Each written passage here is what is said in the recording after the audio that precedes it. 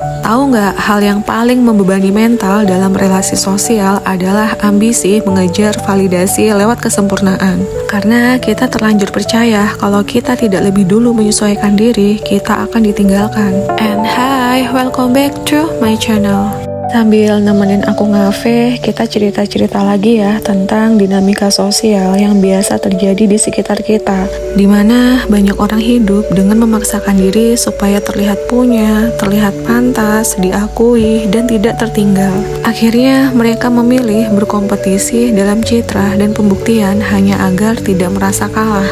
Padahal yang sebenarnya terjadi, mereka bukan sedang berperang dengan dunia luar atau orang lain, melainkan sedang berperang dengan dirinya sendiri, terutama ketika memaksakan hal-hal yang sebenarnya belum mampu mereka tanggung. Kadang aku merasa ya, kita ini hidup di tengah sistem sosial yang sudah salah sejak awal. Bukannya aku nggak mau menyesuaikan diri, tapi karena dari dulu aku ngerasa ada sesuatu yang nggak klik dari cara sistem ini bekerja.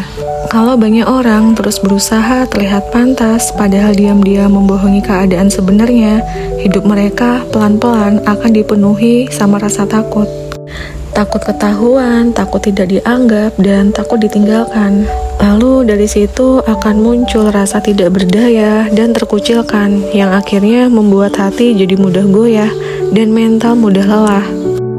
Ironisnya, hal seperti ini sering dianggap biasa, bahkan yang sudah terjebak dalam permainannya. Bisa membuat orang terlihat menjadi sombong dan kehilangan empati, karena sudah merasa lebih tinggi dari yang lain, sehingga mudah meremehkan orang-orang yang menurutnya belum selevel dengan dia. Padahal bisa jadi dirinya sendiri yang lagi sibuk menjaga citranya yang rapuh. Kalau kita terus ikut sistem ini tanpa sadar, kita bakal kehilangan diri kita sendiri, karena kebutuhan manusia itu cuma pengen diterima apa adanya sebagai manusia. Karena sampai kapan manusia sanggup hidup sambil terus membohongi perasaannya? Padahal yang paling kita butuhkan sebenarnya sederhana, diterima sebagai diri sendiri yang apa adanya, sebagai manusia yang sama-sama ciptaan Tuhan, sama-sama tidak sempurna, tanpa harus menipu hati sendiri hanya demi terlihat pantas di mata orang lain. Aku jadi keingat ya, masa sekolah dulu di lingkaran itu banyak anak-anak yang takut banget kelihatan gak mampu, sampai mereka merasa harus menutupi keadaan sebenarnya dengan cerita-cerita yang dilebih-lebihkan. Seolah-olah nilai diri mereka ditentukan dari apa yang terlihat di luar. Gengsinya terasa tinggi sekali waktu itu. Bahkan ada salah satu guruku pun yang dulu juga memperlakukan murid secara tidak setara. Ada yang diperlakukan baik, bahkan disayang, tapi ada juga yang diperlakukan sebaliknya, hanya karena murid tersebut dari latar keluarga yang kurang berada.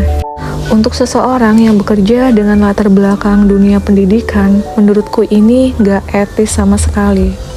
Padahal di sekolah kita semua hanyalah anak-anak yang sama-sama ingin belajar dan dihargai. Seorang guru yang seharusnya menjadi contoh dan panutan bagi murid-muridnya. Tapi ketika di depan mata murid terlihat memperlakukan dengan cara yang berbeda-beda, bahkan sampai meremehkan murid yang berasal dari keluarga kurang mampu, itu tanda oknum guru tersebut gagal menjadi teladan.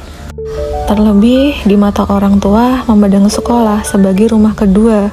Mereka menitipkan anak-anaknya dengan penuh percaya, berharap anaknya dibimbing dengan ilmu dan kasih yang sama. Tapi jika yang dirasakan murid justru perlakuan rasis, dibeda-bedakan, bagaimana mungkin mereka bisa merasa aman di sekolah? Dan murid yang merasa selalu dimenangkan atau disayang berlebihan oleh guru bisa tumbuh menjadi jumawa di antara teman-temannya. Merasa tinggi hati, merasa punya tempat, merasa dominan, bahkan akhirnya berkuasa untuk mengontrol teman-temannya di kelas. Dan teman-temannya pun pada nggak berani melawan juga ya. Dan inilah kenapa aku bilang kita itu hidup di sistem yang sejak awal itu sudah keliru, tapi sudah kadung mengakar. Kita terbiasa menilai manusia dari pencapaian luar, dari apa yang terlihat, dan dari apa yang dia miliki, bukan dari hatinya sebagai sesama jiwa yang layak diperlakukan sama tanpa harus membuktikan apapun. Ya nggak heran sih jika empati pelan-pelan terkikis, karena ketika nilai seseorang diukur dari status dan keberhasilan, kita lupa melihat sisi manusia di balik semua itu. Mungkin memang ada cara pandang yang perlu kita ubah, cara kita melihat hidup, cara kita memandang sesama, agar kita bisa kembali menghargai manusia, bukan karena apa yang mereka punya, tapi karena mereka sama-sama manusia seperti kita. Kebetulan memori yang paling kuat ini terjadi di masa sekolah ini ya guys, dimana waktu aku di fase itu melihat dan merasakan sendiri kesenjangan yang terjadi di lingkungan sekolah. Bukan dari murid-muridnya aja, tapi dari oknum yang seharusnya menjadi teladan, dimana seharusnya sekolah bisa menjadi tempat buat semua anak merasa dihargai, tapi justru menjadi tempat pertama mereka belajar tentang ketidakadilan. Hal-hal seperti ini sebenarnya memicu bibit-bibit rasa takut kolektif ya di diri anak muda, yang pada akhirnya banyak orang berusaha untuk selalu terus menyesuaikan diri agar bisa diterima, meskipun dengan cara yang agak maksa. Pada akhirnya yang tersisa hanya ada satu titik lelah, karena harus terus-terusan menyesuaikan diri secara berlebihan. Padahal apa artinya kita di mata mereka guys, jika yang kita tunjukkan hanyalah versi yang paling disukai oleh mereka. Sampai kapan kita mau terus-terusan bertahan di sistem yang membuat kita capek secara mental dan fisik? Apalagi kita sadar bahwa yang kita lakukan itu sedang membohongi diri kita sendiri. Pilihan ada di tanganmu guys, ingin menjadi favorit sistem tapi melelahkan, atau menjadi favorit untuk dirimu sendiri.